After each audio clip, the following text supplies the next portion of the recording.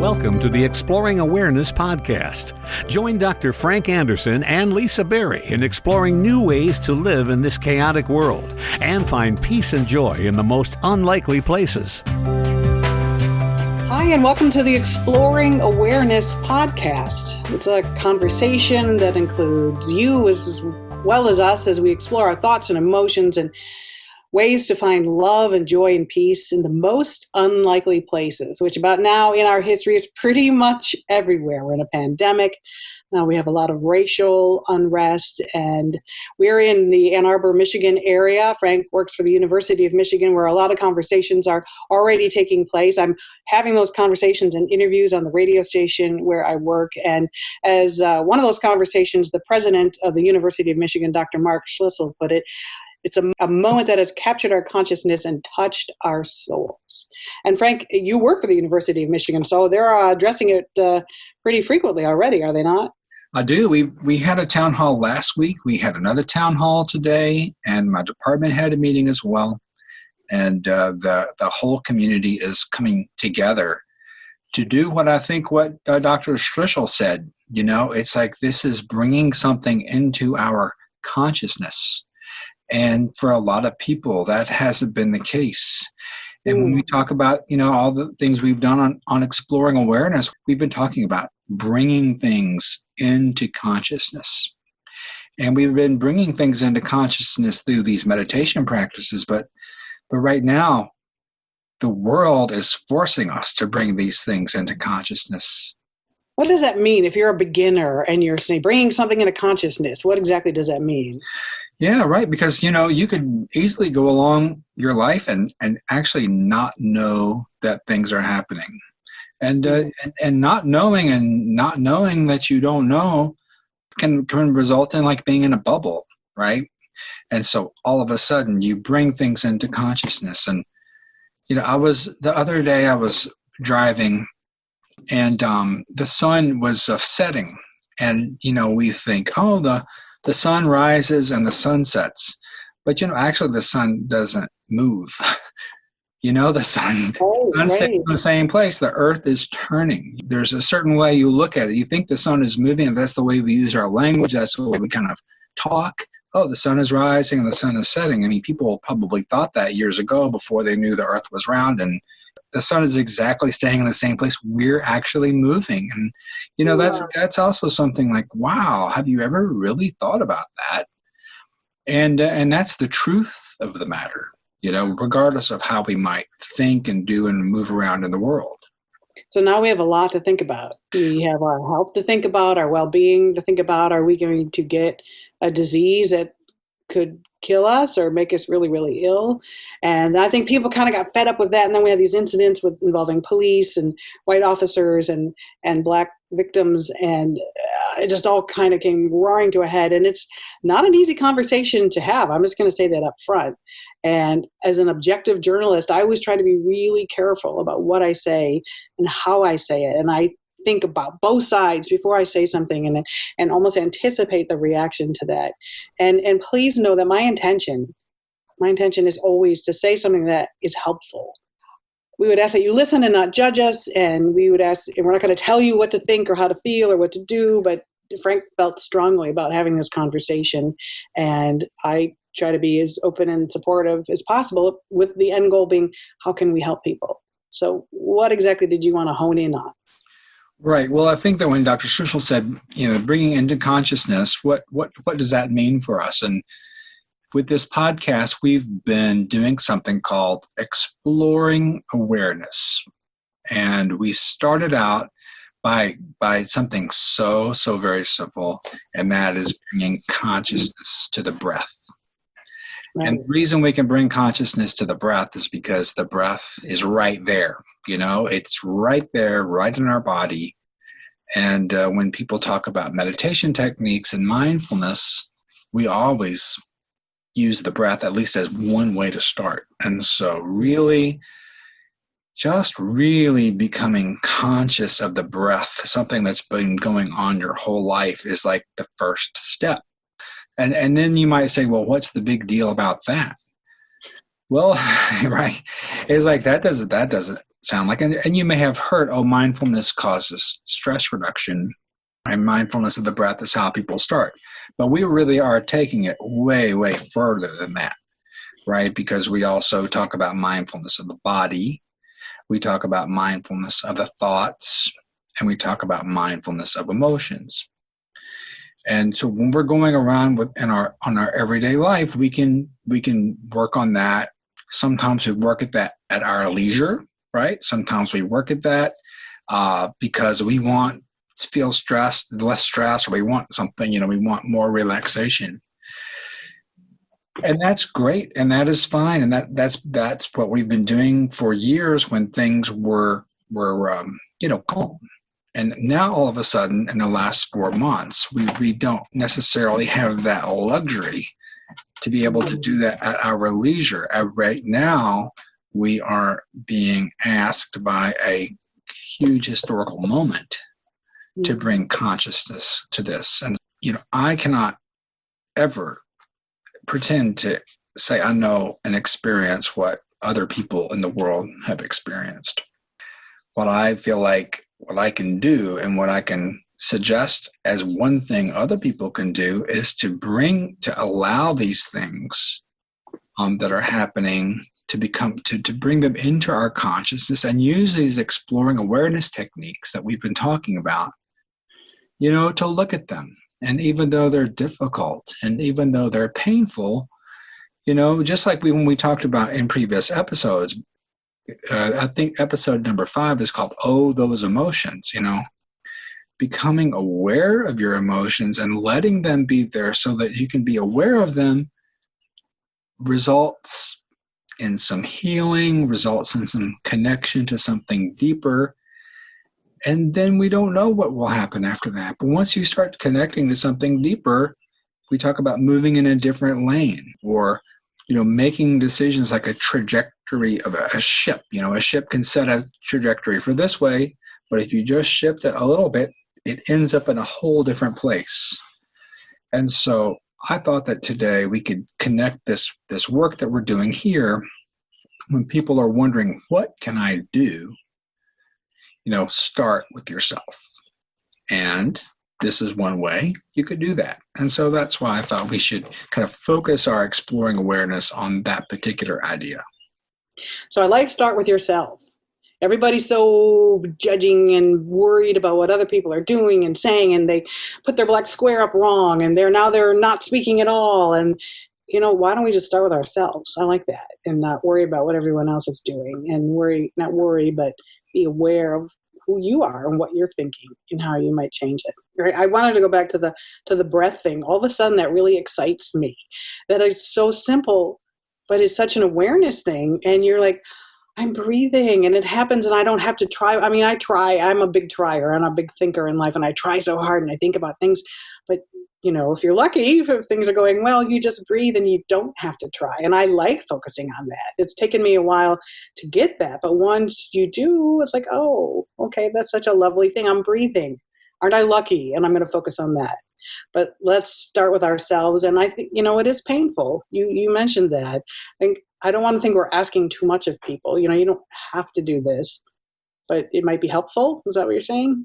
Yeah, well, I think some people really want to know what they can do. Yeah. It's like, because you see, there's a problem. I mean, there is a big problem. And what can I do? Right. And different people have, different kind of jobs or ability to do different things. I mean, I'm kind of involved in teaching about this at the school and, working on this at the state level on maternal mortality. So I've been, involved in these things and doing these things, but not everyone has that opportunity. That last episode, we had that saying I learned about, a peaceful person makes a peaceful neighborhood, makes a peaceful city, and on and on. So if you don't know what to do right now, and if you feel confused, I would just say, well, this is one thing that you can do to connect to something deeper, deeper in yourself, and just see what happens. Because maybe the thinking through this isn't working, right? Maybe we can't think our way through this, but we feel our way through this. Or maybe once we feel some inner dimension, we can think of ways to do things that we might not be able to think of when we're all confused. So that is really starting at the core. And I like that you mentioned the breath, or that you commented on the breath, because believe it or not, I mean, the breath is so simple, but that's the doorway. That's the way to start. And it doesn't make sense in your brain necessarily that this is your doorway to start. But believe me, a lot of people have experienced it, and they have found that it's the doorway, and myself as well. But we'll have to drop our analytical minds in order to experience that. And so if you're willing to do that, even for a short amount of time, then other things might be exposed.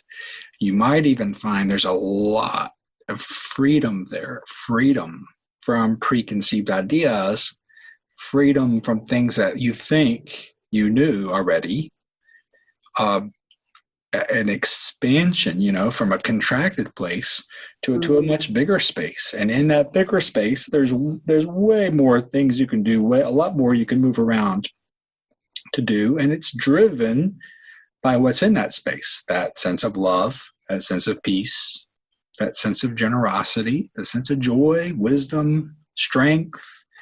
What is your essence outside of, what you've been thinking? My favorite word. That's my word of the month, essence. I knew that one. I knew that's right. Even Michelle Obama mentioned it in her recent comment about everything. I heard that. And you and I just really started talking about it. I just think it's such a lovely word. It's not like saying it's your personality or it's your neurotic mind or it's something. It's your essence. What is your essence? Just give us a quick review. Yeah, what is your, well, that's a great question, isn't it? And I always say that when there's not a clear answer. Because your essence is your essence, and it's something that you experience. And the experience of essence, the experience of your internal dimension will happen, through other things. Like I know you love nature, right? And so you can be out in nature, and you've been at the Peonies Garden, and you've been to Lake Michigan, and people have had those experiences in nature. When you're just present, and I'm not telling you to not think, but in those cases you're not thinking, right? You're just being present, right? And then that sense of essence, or you like the word grace as well, don't you? Because I do. Grace is also like one of those words. It's like you can't pour grace into a cup. Grace is essence, grace. Those things are difficult to talk about, and they're only experienced. However, when you say grace, and you know what grace means, and I say grace, and I know what grace means, it's the same grace, And so there's some unity in that grace. There's a unity in the essence. And I've actually been having debates with people lately about grace. You would be surprised at how many different definitions people have of what grace is, or what it means, or how it feels. Yeah, well, that's the problem with words, right? Because you say a word, and it means one thing for one person, and another meaning for another person. And so, as we do this podcast, I don't like to be, confined by words, but we'd like to use words to describe something that no words can describe. And so, and that's what being in nature is like for me. It's just healing and peaceful and beauty, and it happens, and we don't have to try to make it happen. The waves come on the shore, and I have nothing to do with that. And the thousands of flowers bloom all at once, and I have nothing to do with that. But I can go and I can be in that moment. And I can, my interpretation of grace, and it's healing. Right. And would you call that present moment awareness? Would you also be able to use those words? When you're surrounded by 700 peonies bushes, which they have at the University of Michigan, with dozens of blooms, you're not thinking about much else than just, wow. You're just present. Present moment awareness. Yeah. And that's one of the parts of the definition of mindfulness, to be present in the moment. And there's also that non-judgmental a bit. Yeah. Now, that's a difficult word because people are afraid to be non-judgmental because, geez, if I'm not judging something, I'm saying it's okay. What? Really? If you don't judge something, you might say that you're, being passively accepting of it if you don't judge it. Hmm. And I've heard that before. And so it's really about being open to what is happening in the present moment, whatever it is. You may not like it or you may love it, but how do you not judge it? So you can say, well, that's really good and I want more of what's good, or that's really bad and I don't want any more of what's bad. Those are the kind of things that cause problems. So non-judgmental is just absorbing it. And so when you're absorbing the flowers or the ocean or nature, you're just really present to that. And it has a positive quality. And when you're observing racism and violence and pandemics and death and people dying from brutality, you've got to absorb that as well. And that's bad and it feels bad.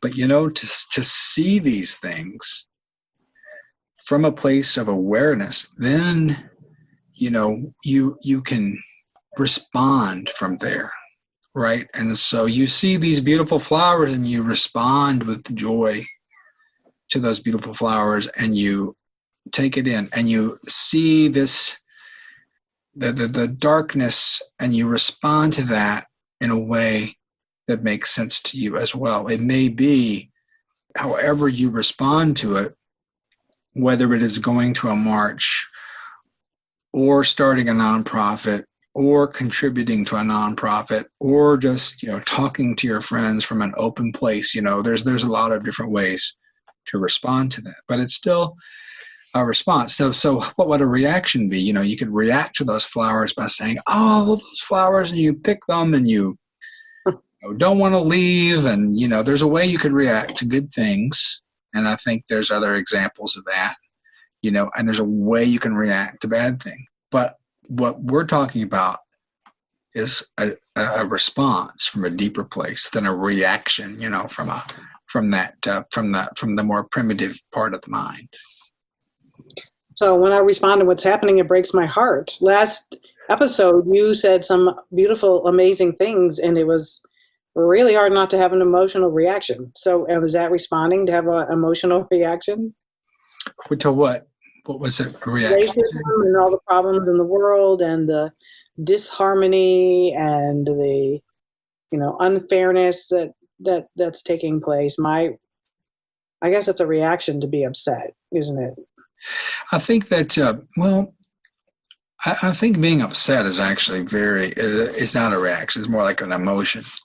And, I think anger is also a really important emotion. And, sadness is an important emotion. And so these things are going to come.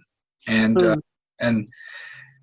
what we do with that is really important. So you have sadness and you're aware that sadness is present. Well, then what do you do with that? You're going now and you're integrating that sadness, and you're not crawling in a ball. You are actually out in the world interviewing people, about this issue from a place, of strength, and stability and wisdom, right? Even though you've got those things going on in your head, but you're responding, in a way, effective way, from your sense of wisdom. Right. But I feel like I need, how you exercise your body. I need to exercise my inner strength, because I feel in order to approach this and deal with this, and my bottom line is always try to make it better, that I need to be stronger. I need more inner strength.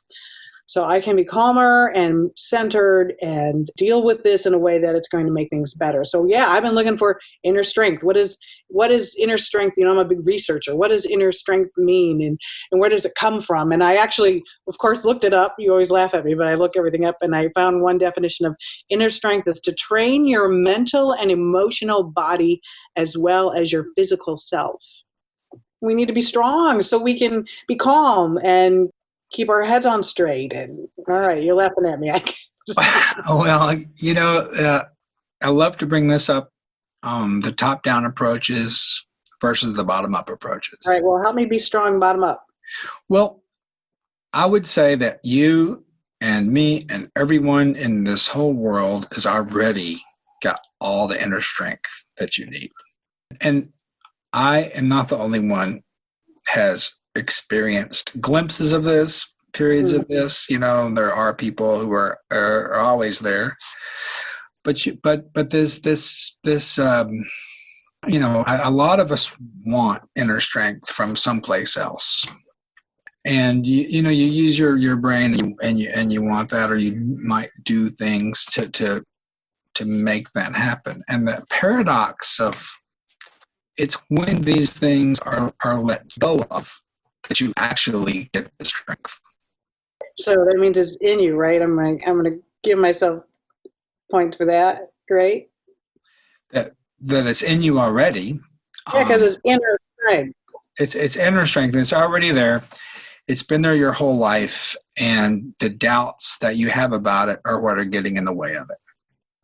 Oh. And so when you bring those doubts into awareness, then that's when you find that inner strength.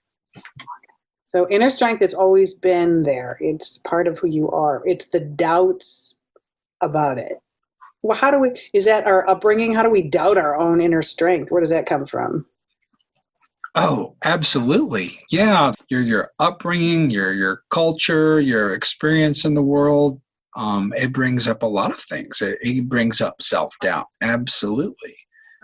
And it brings up inadequacies, and it brings up self-consciousness, and all of those things that we're trained, by listening to commercials and watching television and listening to our parents. And certainly high school does that to kids as well. And, the need to conform and the need to be in a certain way as defined by culture.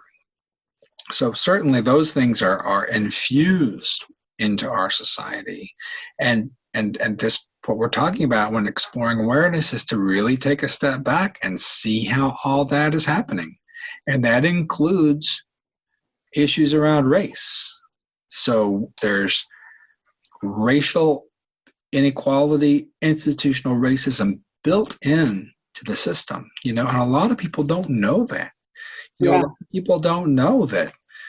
I was just hearing today in one of these conferences that, after World War II, that African-American GIs didn't have the same opportunity in the GI Bill. People made cities zoned in different ways so that different races lived in different areas. What zoning? As a result of that, you have different levels of education because schools are funded by their localities, So there's all these things that are built in. And if you're just reacting, you may not give yourself the freedom and the opportunity to really take in the big picture. You get locked into your own ideas, without seeing what the truth of the matter is. And to see what the truth of the matter is going to take this skill, this practice to become aware. Now, you may not know all the details, but once you start doing this practice, when you move around in the world, you'll be a lot more open to the details. You won't be so judgmental. You're going to be moving around from your strength, and the world is going to seem like a different place. So those are my pet ducks at the window. Those are Frank's pet ducks. You're making a super serious point. Well, the ducks agree with you, right? They do. Last week it was Jack. This week. Yeah. And the animal lover. That's hilarious. Yes. Good to know. What do we need to be aware of? Well, we start by being aware of the breath. And that's really hard to do. Right. Because your mind starts to wander. Uh-huh. And then being aware of the body, and then being aware of thoughts, and being aware of emotions, and then resting as awareness. So those are the things that we can become aware of, and then we'll rest as awareness. I'm just thinking of the people listening. They're going, well, how does that make me aware of my bias or racism or any of those things that I thought we were talking about? Well, because bias and racism are thoughts.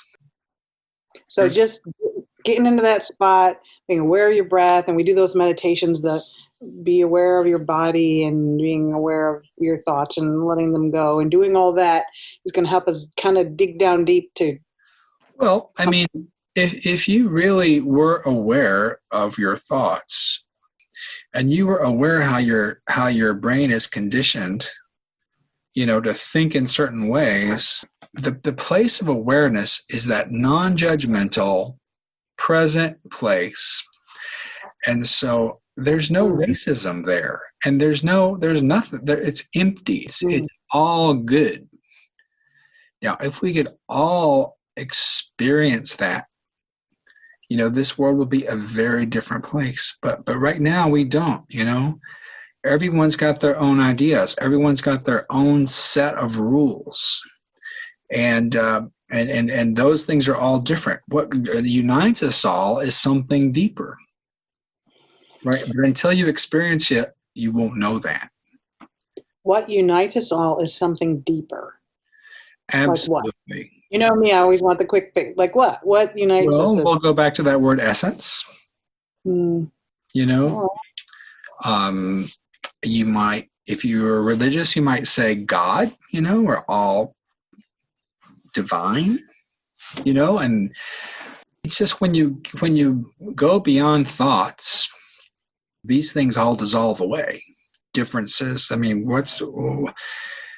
when you're able to understand, what are all the conditions, and all these conditions come and go and change. They don't mean anything. They're temporal. They're based on history. They're based on, preconceived ideas. They're based on tragic historical events. It has nothing to do with someone's essence, someone's truth, someone. And again, I like to use the word awareness because we can kind of understand it a little bit better. But that is what connects us all. And the things that divide us are just conditions. It doesn't mean that people haven't had different experiences with their life, and it doesn't mean that there is not identity as well, because there certainly is, and there's certainly a responsibility from our ethical minds, to make these things better. So I am not denying, and I'm not trying to say we're all the same either, because we all also have our own life experiences and biases and things that we don't yet understand. And so, the working with it, though, opening the door to that is the way to get started, and at least to be able to have a conversation. So if someone is very angry, I appreciate that. But, to have a conversation, we're going to have to talk about our anger. We're going to be aware of our anger. We're aware of our lack of understanding, or aware that we're uncomfortable about talking about this, but continue to do it anyway. So that's what I'm talking about. It's a position of awareness that allows us to move around through these difficult conversations, or through our anger, or whatever is coming up for us. So you're saying there's peace and love and joy in our inner awareness and our essence. Absolutely. And maybe in that place we might realize that we're all one and that we're connected in this calm, non-judgmental place. Yes. If you know that place, then you can move around in the world then, non-judgmentally. Your feelings will come and go, your ideas will come and go, but you still move around the world in a different way. So you're on these conferences with your colleagues at the university. Have you shared any of these thoughts with them? I'm wondering how they're going over. Yeah, that's a good question. So I also did a guided meditation today. during a faculty seminar, and we did a guided meditation that allowed people to open up to some of their thoughts and biases.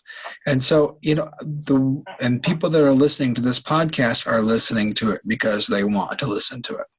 And I think it's really important that when we talk about these things, that people come to it with an interest in it. Because it's very hard if someone isn't interested in this to be defensive, and it to be taken in the wrong way, right? And I understand that. I've had people tell me, like, why would I want to do that? Like, well, if you don't want to do that, then don't. But those people aren't necessarily looking for another way, and I'm not going to judge where they're coming from. So I think that if people ask, well, how can we move forward in this? My answer is going to be find your peace, find your truth. Because I think if you do that, you're not going to ask me how anymore. Because you're going to know. Put a lot of effort into covering up their pain. I mean, we're all the walking wounded. I believe that, based on our backgrounds and our childhoods and being out in society.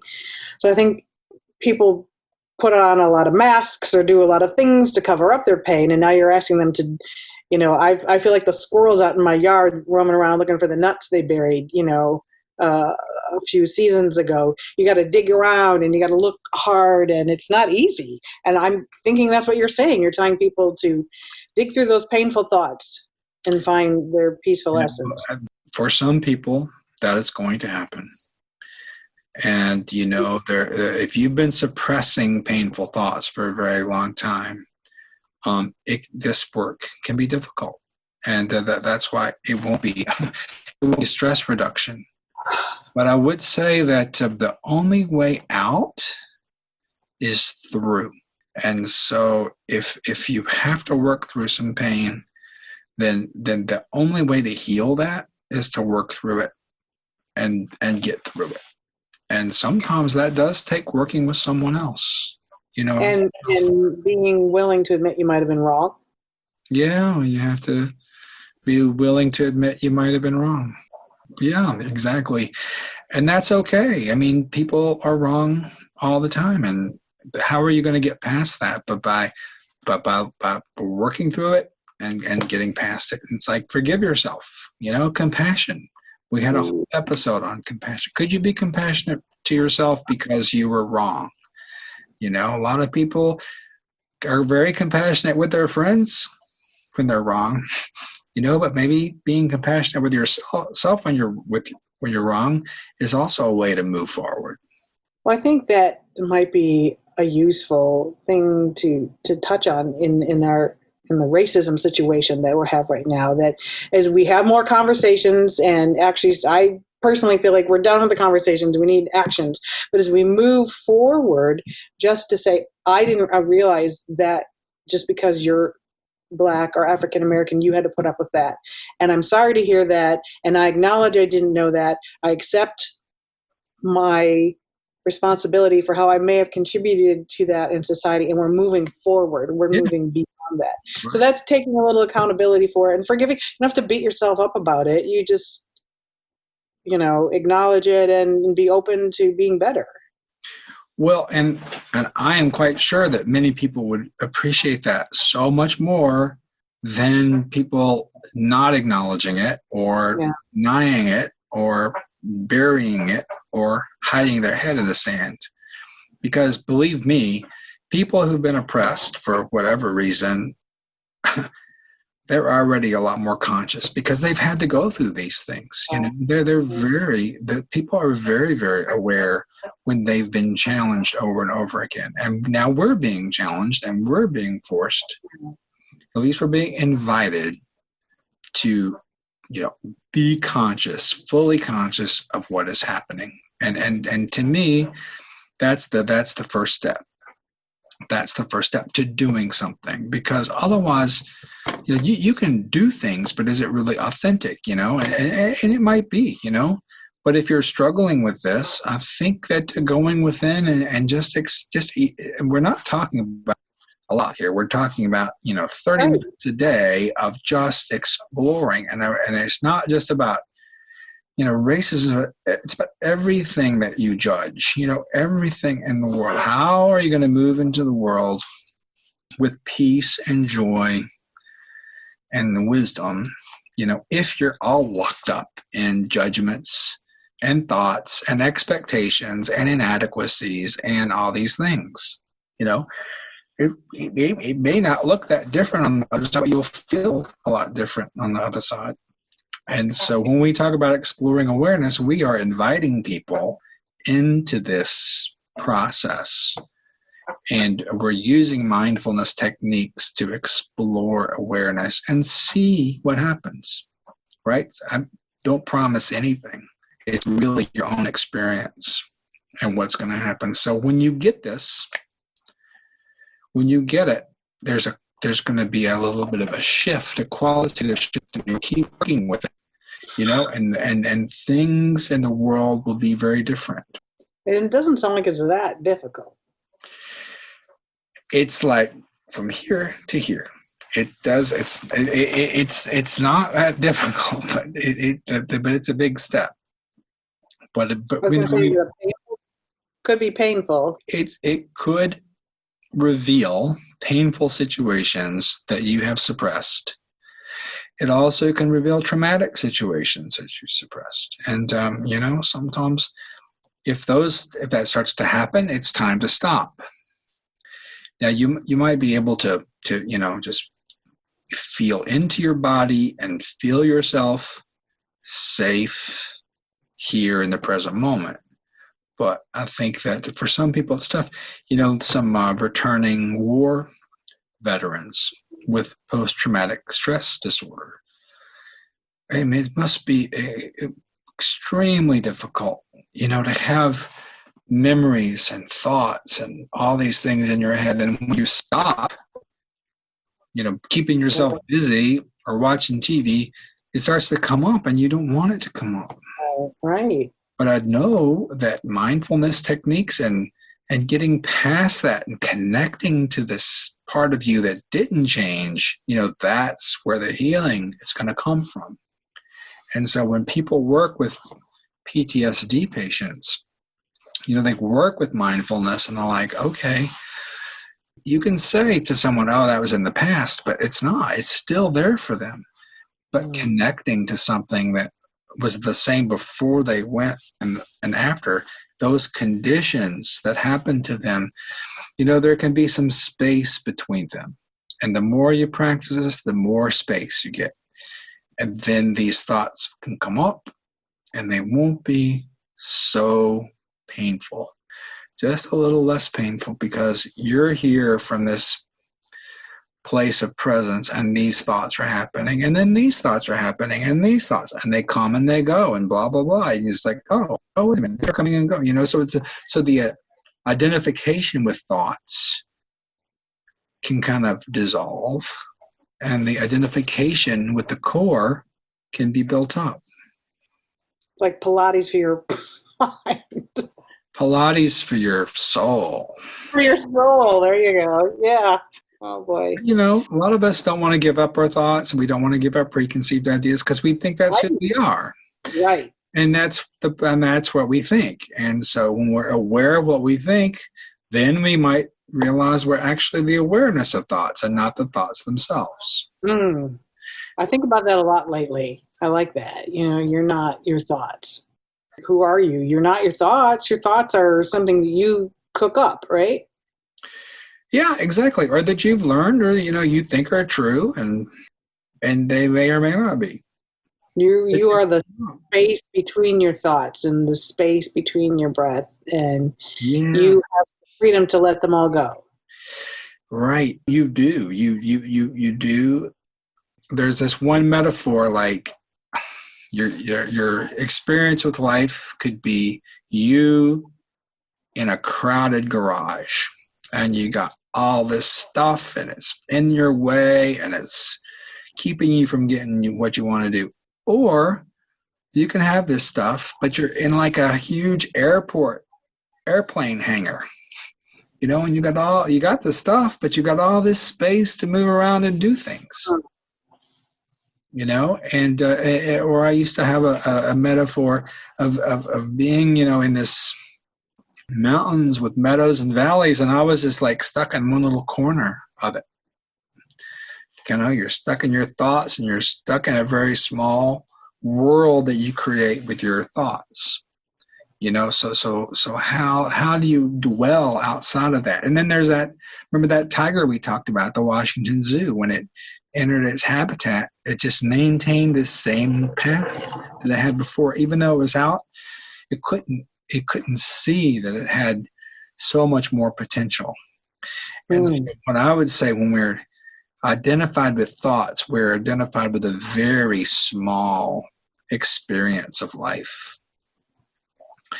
And of yourself, a small part of yourself. Just a very small part of yourself. And when we practice these type of things, and again,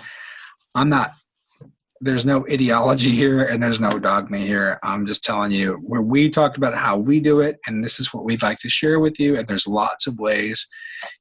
Tara Brach has great videos, and Adyashanti and Jack Kornfield and Dan Siegel, and lots of those are my teachers, and so many other people.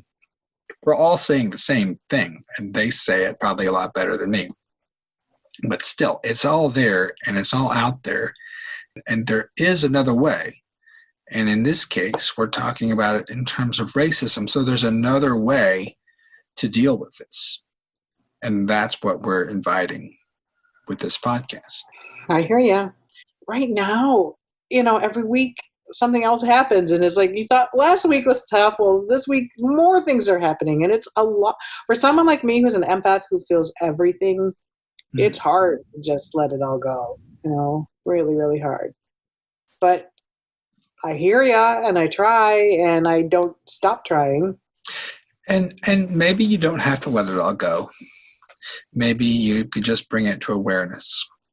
Well, what I've noticed when I'm meditating and things happen, and I start, getting thoughts and things, when I become aware of them, it's not like I'm letting them go, but they're kind of dropping off. It's like when you're aware of a thought, it doesn't have any weight anymore. That's something that you can try. It's like, well, when you become aware of it, it doesn't last long. And so it looks like letting go, but it's actually dissolving. We can try that. We can try that with some thoughts during the guided meditation. And then when they dissolve, what's left over? And then a new thought comes up. So that's why you have to keep doing it over and over and over. Yeah. Remember, I think I've mentioned Alan Watts' quote before, the one that I love so much. It's a paraphrase, but it's like, who is the you that knows that it knows that it knows? Right? You've heard me say that many times. Yeah, sure. And the bigger question is, who is the you? It's like, who am I that knows that it knows that it knows? And so you can say, well, I know that I know, this. That's as basic, life. And to know that that's what we're talking about, kind of exploring awareness. But who is it that knows? Right? And that's the question that can't be answered with words. That can only be answered through this, I would say, through meditation practice, by going over and over again, practicing being aware of your breath, body, thoughts, and emotions. I thought about the other day. I was meditating, and the thoughts are coming. I thought, all right, I'm going to start being aware of my body. Maybe that will distract me. Is that the point? Why are you checking out your body and thinking, hey, I think my calf muscle's twitching? Is that to get your mind off your thoughts? Well, I think that it's one of those doorways to awareness. you know? And so it's like when you're aware of your body as it is in the present moment, and if your calf is twitching, can you just let your calf twitch? Right? Now, if you're in severe pain, you should move. But, if there's like an ache, sometimes even when you become aware of muscle tightness, it just relaxes. Because like, I didn't know I had that there. Right. So I think like the breath, awareness of the body is also a doorway for people and a very good way to be grounded. Because if, you could lose yourself in thought. So if you just come back into your body and, I think it's interesting at this level, like if when you're aware of your body, like aware of your hands and aware of your feet, they're all of a sudden there. They've always been there because it's part of your present moment experience. But there's a word Adyashanti uses called animated with awareness, or alive with awareness.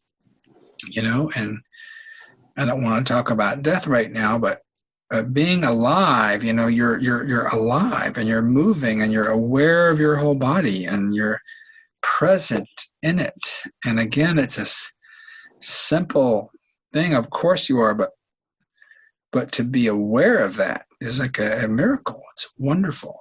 It's a whole different, qualitatively different approach to sitting and being, to feel the awareness of your body. But what it does is it opens the awareness gate, just like becoming aware of your thoughts. It's like, oh yeah, and it's all part of the practice. So what do you want to meditate on today? Well, I think it would be good to do kind of a mindfulness or awareness of thoughts and emotions, and let's work with that. And also work with just being open to what is, to welcome what is, whatever it is, and to practice inviting difficult thoughts and challenging situations and just letting them be what they are, and see if identifying with awareness does not cultivate some way that would allow you to respond and to maybe do something that you'd like to do.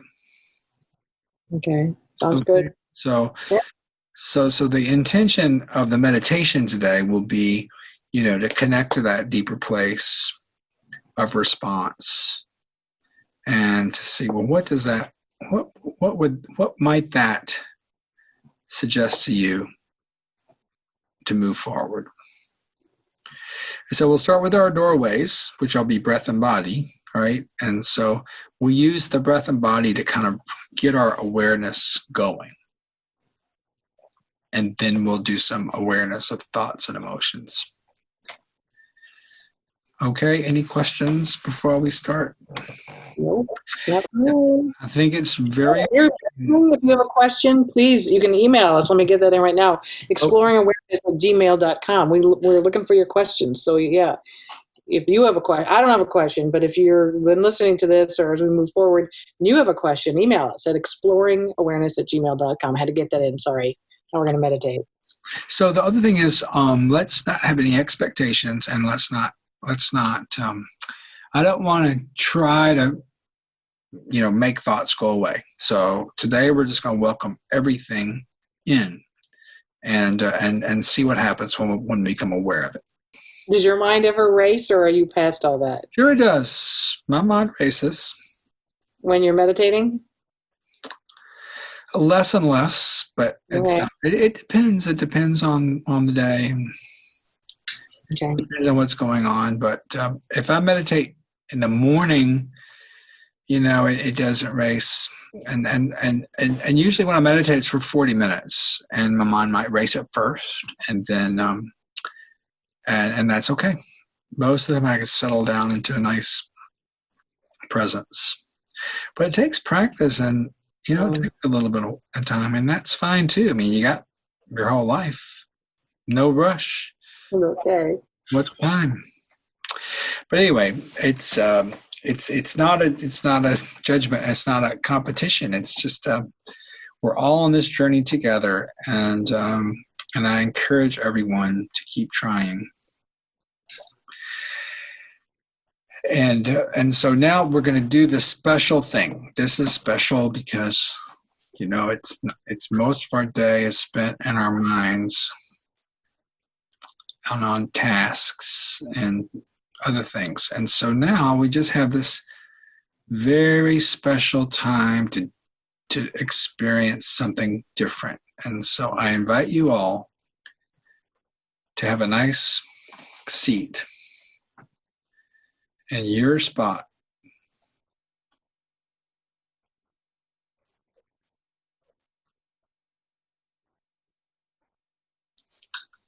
With your back upright, your feet on the floor, and your hands in your lap.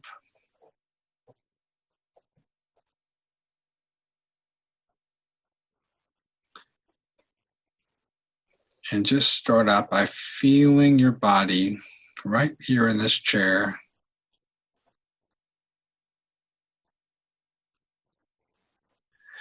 And whatever you're coming with is fine. Pains in your body, racing minds, racing thoughts. It's all okay.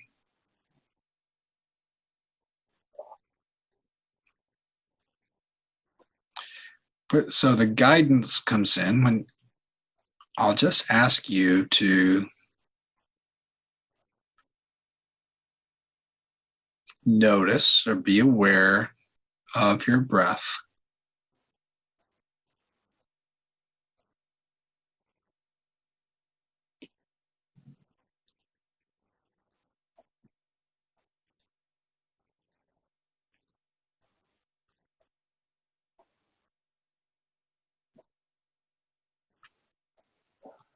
And a good way to start is by just being aware of the air as it goes into your nostrils.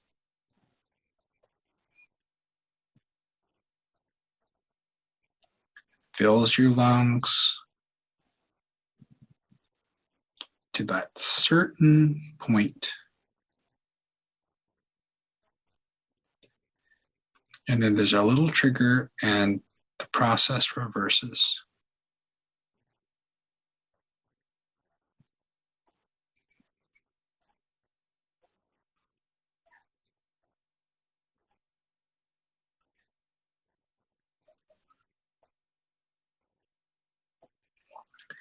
And some people, this is all they do for meditation.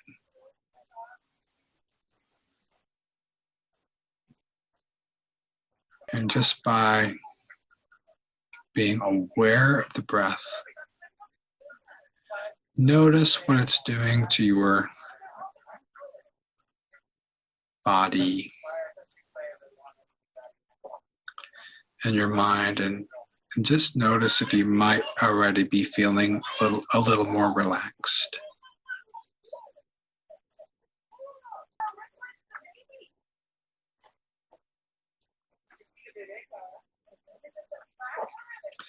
And also, there's sounds that are distracting. And just bringing those to awareness too, non-judgmentally, if you can.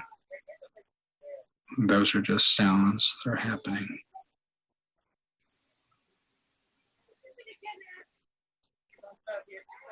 And sometimes you might feel annoyance by sounds or distraction by sounds, and you can just bring those feelings into awareness as well. Because this is about being aware of whatever's happening in the present moment, letting it happen non-judgmentally.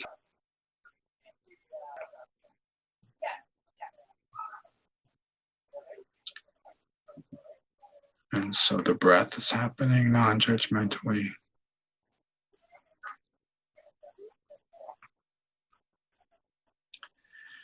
And sounds of the world are happening.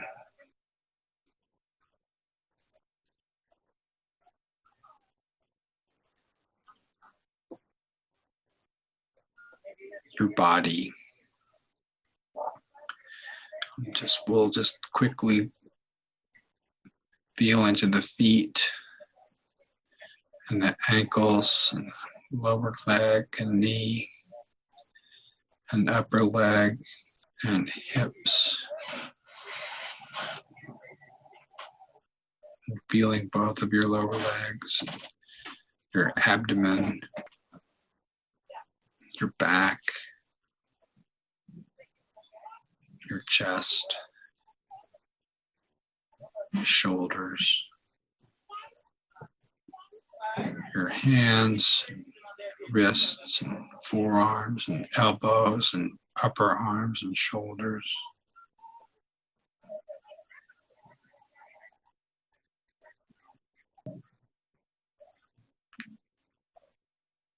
Just feeling your whole body below your head.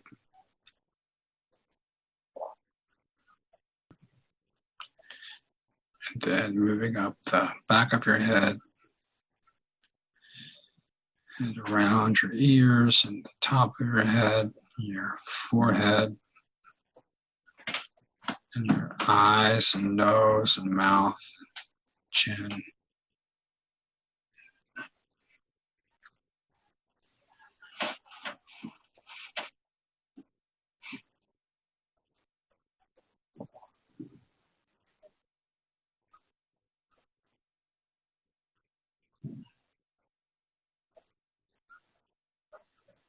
And so we're here now with our breath and our body.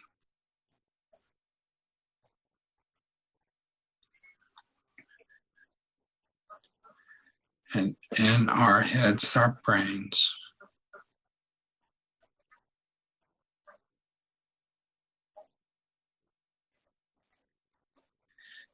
And we'll start just by thinking of what you had at your last meal. And if you just think of that,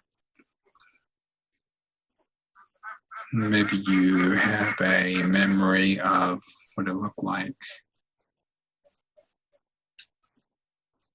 or what it smelled like.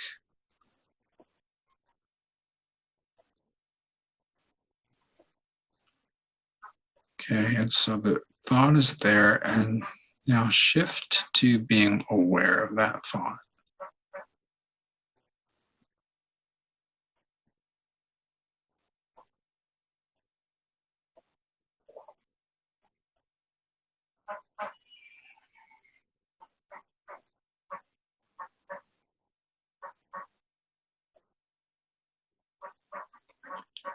And just see what happens.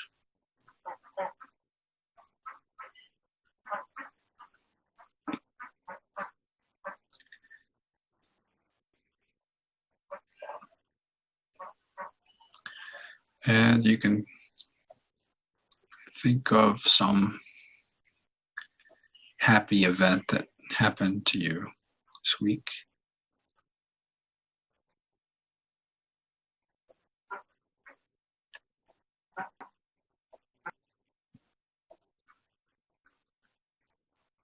And just bring that into awareness with your breath.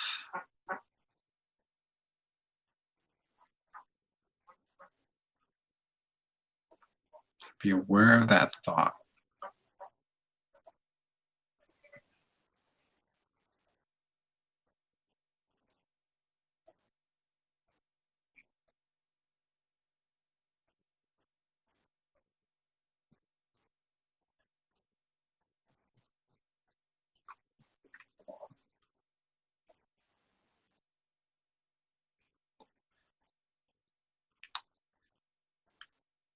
Then you could bring up a difficult thought from this week.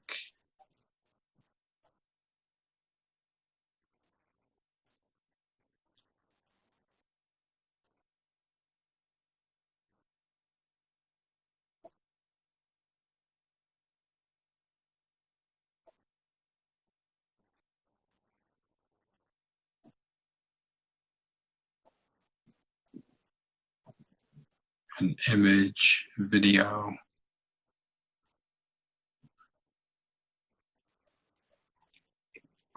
something you found very challenging,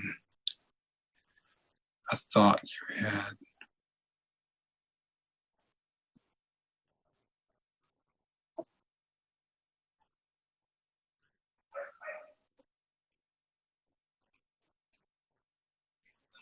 And just let it be there in your awareness.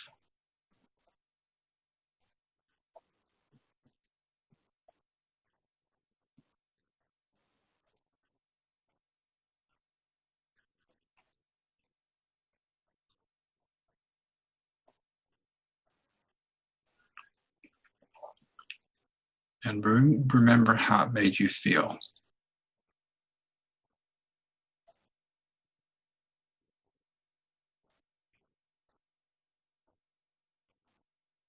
Sad, anger, frustration, overwhelm.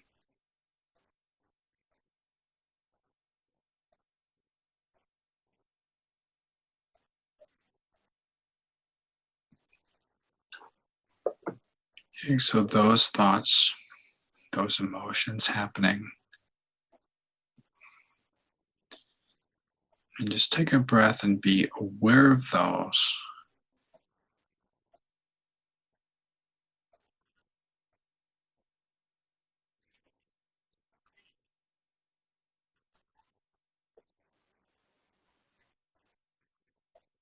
And then rest as awareness.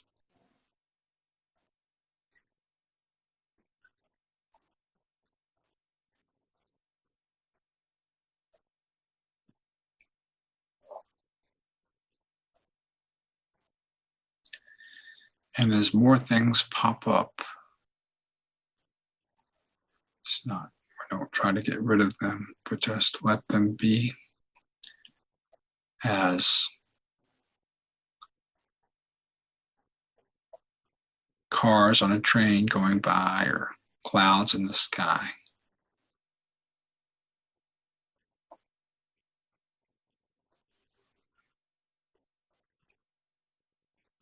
And as they come up and go by, you can get some insight into how your mind is working.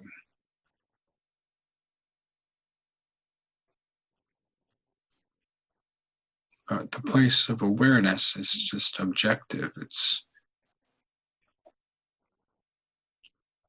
witnessing what's happening.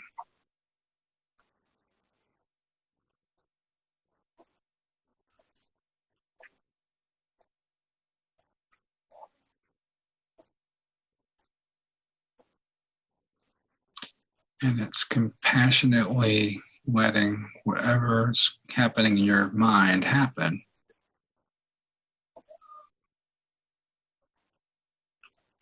While a part of you could just take it in.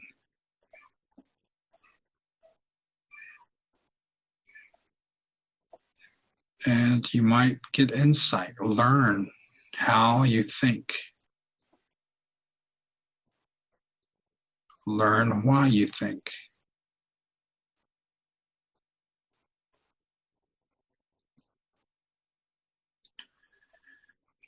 Why are you judgmental? Where did you learn to be judgmental? Is being judgmental part of your true self?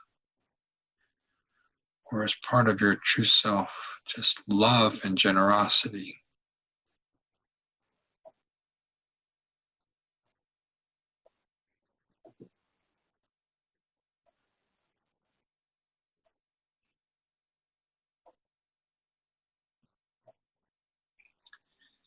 Is the fear that you have, is it real? Or are you safe right now, in the present moment?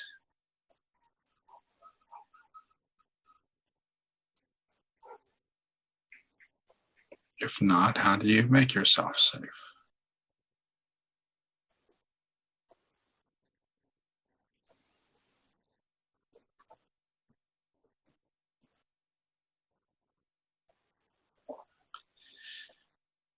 if you're defensive,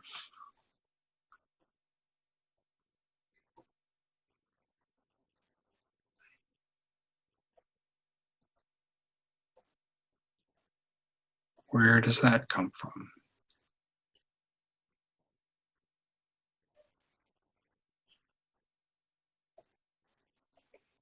And is that something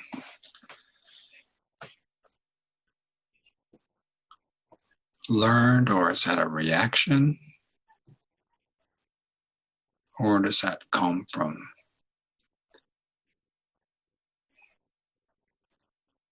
habit?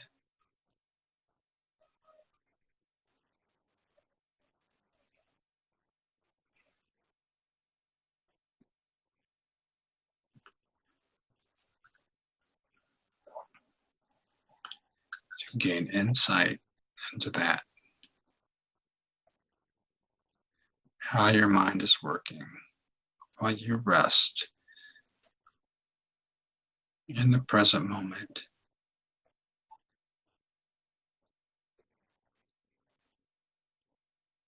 Non-judgmentally.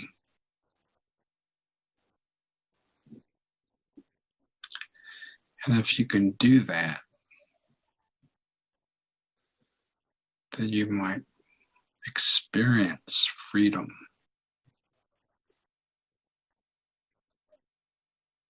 and joy, and peace, and love.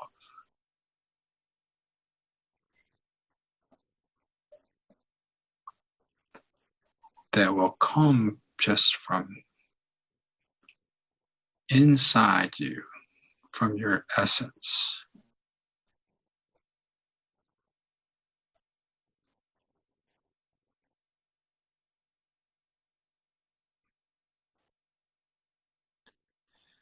And the more you can know your essence, the more your essence will guide you how you move through the day.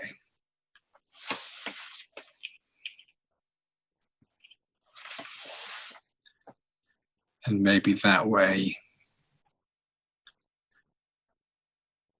a response will come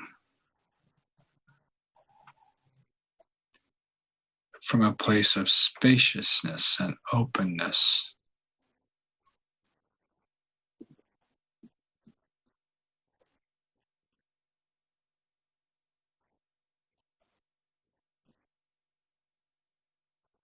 Which would be very, very different from a reaction. And maybe you can bring those reactions into awareness and see how reactions come from a small place of judgment and dismissiveness.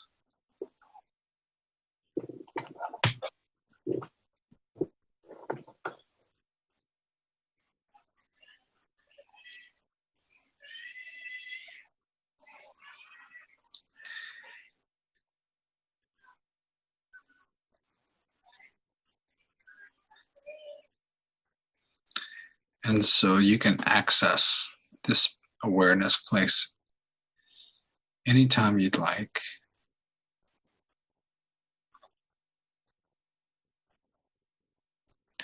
And you can always start with your breath and just be aware of the breath and just connect. More practice for longer using this guided meditation or others. And just be patient with yourself and compassionate with yourself.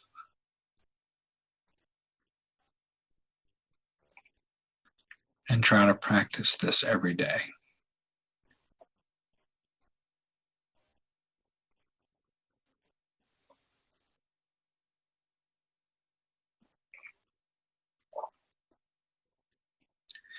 And so we'll stop now by just taking 3 deep breaths and then opening your eyes.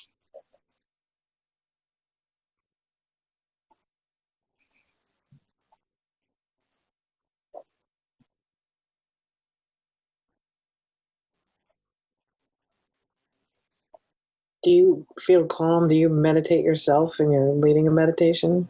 Yes. Do you? Yes. Yeah, that's how I meditate. I would start with being aware of the breath, and then do a body scan, and then become aware of my thoughts, because that's where it takes a little bit, but it's pretty, the body, the breath, I always start with those steps, and sometimes it's longer, and then sometimes I get distracted and I go back to the breath and do it again, and eventually kind of settle down, and you just sit in that place. And to me, it never gets boring. It never gets dull. It's like returning home. It feels really authentic. And I thought you saying that, how you don't get bored when you do it. Doesn't get bored, because the mind gets bored, but the awareness doesn't get bored. There's just nothing boring about awareness. Would you say it's refreshing? It is. Absolutely. Yeah, it is. And so, and it's, you get that, you feel connected, and you feel kind of a glow. And again, it's not something you think up. It's like you connect back to this home place, and it's there. And for some people it's easier, and some people it takes work and practice. And so I encourage everyone to work on it. You connect to your essence? Yeah. I don't know what else we can do, to change the world. So that's why we're doing this podcast, and make the world a more peaceful place. Well, we certainly appreciate all your thoughts and messages. And if you have a message for us, you can, again, email us at exploringawareness@gmail.com. You can find us on Facebook, Twitter, Instagram, YouTube. Our web page again is www. I think people know that by now. We know that part. Exploringawareness.org. Exploringawareness.org. Yes. All right. Well, thank you for listening. Visit us on social media, and we will be back again next week to explore awareness some more. And of course, we would like questions and comments from the listeners if they have any. And thank you so much for listening. We'll talk to you next time. Stay safe. Have a great week, everyone. Bye-bye. This podcast is not an attempt to practice medicine or provide specific medical advice, nor does use of this information establish a physician-patient relationship. Listening to this podcast does not replace medical consultation with a qualified health or medical professional to meet the health and medical needs of you or others. If you are having problems, please see your primary care provider or your local mental health professional.